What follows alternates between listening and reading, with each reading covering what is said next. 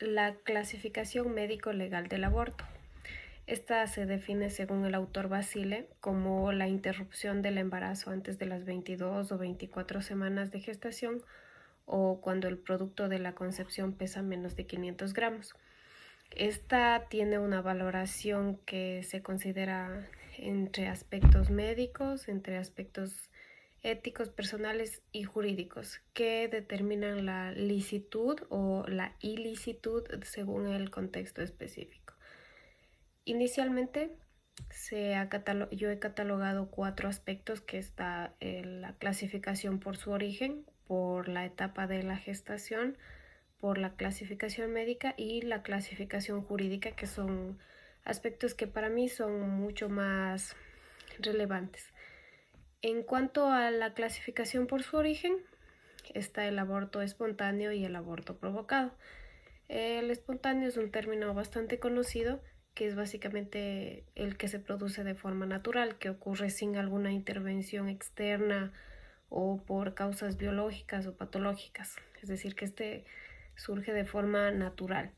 En cuanto al aborto provocado, como su nombre lo dice, es cuando sí existen estos agentes externos que de forma deliberada deciden interrumpir el embarazo. Estos pueden ser terapéuticos, voluntarios o forzados. En cuanto al terapéutico, puede ser por razones de salud materna, por razones de la mamá. Podría ser un ejemplo aquí un embarazo ectópico, el que tiene que ser interrumpido porque no puede llegar a su fin por salud de la mamá y obviamente porque no va a poder desarrollarse el feto, ¿no? En el caso de voluntario, este sería a solicitud de la madre. Y en el caso de forzado, sería sin consentimiento de la mujer. Esto es un tema casi que tanto legal, pero sigue siendo catalogado en la clasificación del aborto por su origen. Como siguiente punto está la clasificación por la etapa de gestación. Esta se define por la etapa de la gestación en la que se encuentra el feto dentro del vientre materno. Están 3 etapas. Está el aborto temprano, que sucede antes de las 12 semanas, el aborto tardío, que se da después de las 12 semanas, y el aborto habitual es después de 3 o más abortos consecutivos. Es que ya existe un hábito, una frecuencia, digamos así. En el tercer punto está la clasificación médica. Estos se definen según el área médica en los siguientes tipos.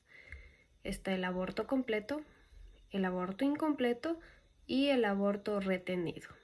El aborto completo básicamente es la expulsión total del feto o la expulsión total del producto de la concepción del feto, digamos así.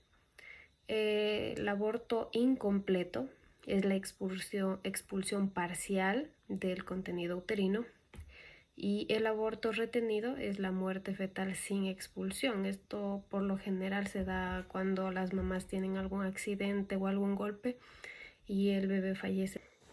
Y como último punto está la clasificación jurídica. Esta, en cuanto a la normativa, está clasificada entre el aborto legal y el aborto ilegal. Obviamente el aborto legal es el que está permitido bajo la ley, pero bajo ciertas circunstancias. No es legalmente para todos o en cualquier condición. Es solo bajo ciertas circunstancias. Aquí sería un ejemplo propicio el caso de una menor que haya sido abusada sexualmente y producto de esto haya una concepción o haya un embarazo. Y aquí es donde entra la ley o el aborto legal, porque la niña no está ni preparada ni mentalmente ni mucho menos físicamente para todo el proceso o los cambios físicos de su cuerpo, y mucho menos como para hacerse cargo de un bebé. Y el aborto ilegal sería el que está prohibido por la legislación vigente, y básicamente es el que dictamina, y me parece que está en el artículo 1 de la Constitución, el derecho a la vida con relación al feto en este caso, ¿no? Como conclusión, puedo decir que es importante conocer este tema. Para mí, en lo personal, es interesante porque como mujer considero que este tema nos afecta directamente porque tiene ciertas restricciones en cuanto a decidir sobre nuestro cuerpo, sobre si queremos o no, pero también existe esa otra cara de la moneda sobre el tema de provida de los fetos o los bebés, ¿no? No quisiera profundizar mucho, pero sí es muy importante conocer y también creo que debería hablarse más públicamente sobre el tema para que la gente lo normalice, no lo vea como un tabú o como que satanizan cuando hablan de abortos. Entonces, esa sería mi percepción. Y en cuanto a la bibliografía, eh, en toda la unidad se ha hablado de Basile y también ha sido mi autor en este caso, la bibliografía que he usado. Y gracias por su atención.